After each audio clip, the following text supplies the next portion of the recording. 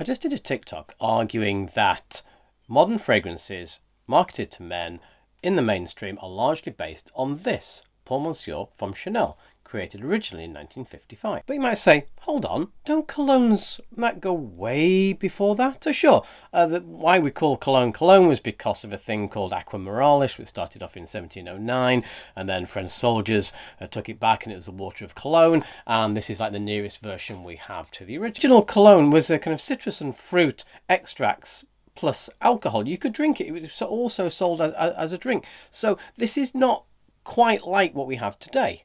But what about the other archetypal men's thing? Old Spice. So this was launched in late 1937. You may hear it's originally a women's product. This is kind of true and not true. There was a line called Early American Old Spice, launched in early 1937, which was for women, and then they brought out a men's version of it in the same year later, and that's what they've focused on. Again, this is more citrusy with sort of vanilla and tonka and some spices. Plus, well, nothing is really new. This was 1955. It's a Chypre.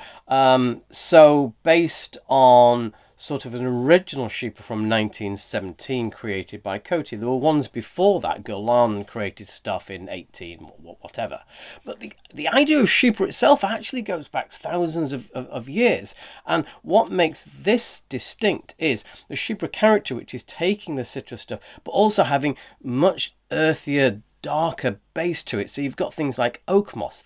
So where this set the standard was to take that Chypre combination of kind of like tingly high notes and earthy notes and put them together in such a way that has been massively influential on everything that came after this. So no, it wasn't a kind of complete thing that came out of the blue, but it certainly was a turning point for fragrances which have been marketed to men